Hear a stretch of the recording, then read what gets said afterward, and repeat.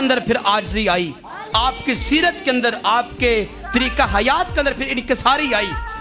اس کی دلیل سب سے بڑی آپ یوں لے سکتے ہیں، حضرت مولا علی شیر خدا رضی اللہ تعالی عنہ کا دور خلافت ہے۔ آپ کو پتہ ہے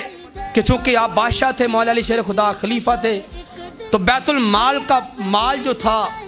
وہ بڑی وسیع مقدار میں بیت المال میں جمع ہوا کرتا۔ ایک شخص کوفہ کے بازار سے گزر رہا ہے، جب مولا علی شیر خدا رضی اللہ تعالیٰ عنہ کے گھر کے سامنے سے گزرا، اس نے دیکھا کہ امام حسین رضی اللہ تعالیٰ عنہ کے ہاتھ کے اندر ایک ہاتھ میں سوکھی ہوئی روٹی ہے، اس کے اوپر شیرہ ڈالا ہوا ہے، اور دوسرے ہاتھ کے اندر کھیرا ہے۔ کھیرا بطور سلاد استعمال کر رہے ہیں، اور سوکھی روٹی شیرے کے ساتھ لگا کے آپ تناول فرما رہے ہیں۔ جب یہ اس شخص نے دیکھا تو اس نے کہا، یا حسین، بیت المال کے خزانے آپ کے پاس ہیں، مولا علی شیر خدا اس وقت امت کی امیر اور خلیفہ ہیں، بادشاہ ہیں، تو آپ یہ سوکھی ہوئی روٹی کھا رہے ہیں؟ آپ نے فرمایا کہ اے بندہ مومن، اصل میں تو نے بادشاہت کو سمجھا ہی نہیں ہے،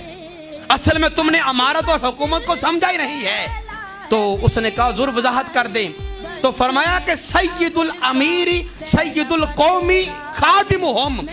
ہم نے سید کا منع سردار لے لیا، بادشاہ ہم نے اسے کہہ دیا جس کے پاس پیسہ بہت ہو، جس کے پاس گاڑیاں بڑی زیادہ ہوں، جو اپنا اچھا کھاتا پیتا ہو، اور جس کے پاس زندگی کی ساری سہولیات ہوں، ہم نے اسے امیر کہہ دیا، اور اسے وزیر اور بشیر اور اس کو بادشاہ کہہ دیا۔ تم نے فرمایا، آپ نے فرمایا تم نے بادشاہت کا مفہوم سمجھا ہی نہیں ہے۔ آپ نے فرمایا بادشاہ وہ نہیں ہوتا جس کے پاس دنیا کی ساری آرائشیں اور آسائشیں ہوں، اگرچہ ہمارے پاس دنیاوی بادشاہت بھی ہے اور جنتی بادشاہت بھی ہے، لیکن اصل میں فرمایا بادشاہ وہ ہوتا ہے کہ سید القومی خادمہم، جو قوم کی خدمت کرے، اصل میں بادشاہ قوم کا وہ ہوتا ہے۔ یہ بیت المال کا مال، فرمایا یہ مال ہمارا نہیں ہے، یہ عام رعایا کا، مسلمانوں کا مال ہے، اس میں ہمارے اوپر ایک کوڑی بھی حرام ہے، اس میں سے ہم نہیں کھا سکتے، ہم وہی کھائیں گے جو ہم اپنے ہاتھ سے کما کے لائیں گے۔ تو یہ بادشاہت تھی، یہ حکومت تھی جو آپ کر کے گئے۔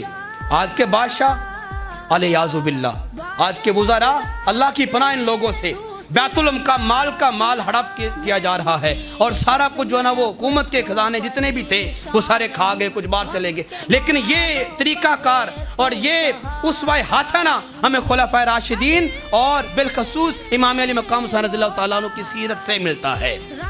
یہ صرف بڑی سطح پہ بات نہیں، چھوٹی سطح پہ بھی یہی بات ہے۔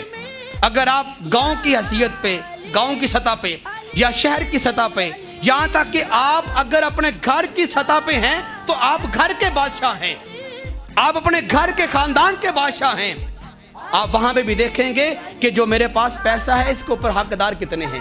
وہ سارا آپ اپنے لیے ہی استعمال نہیں کر سکتے یا کسی ایک کو نہیں دے سکتے، وہ جو پیسہ آپ کے پاس ہے وہ تمام کا جو ہے نا وہ مجموعی پیسہ اور مجموعی آپ ان کی اس کے اوپر ملکیت اور حیثیت ہے۔ تو اس میں ہر ایک بندے کو غور و فکر کرنا ہوگا کہ میں آیا امام علی مقام کے کردار کو اپنا رہا ہوں یا ان کے کردار کو چھوڑ رہا ہوں۔ ہم کربلا کا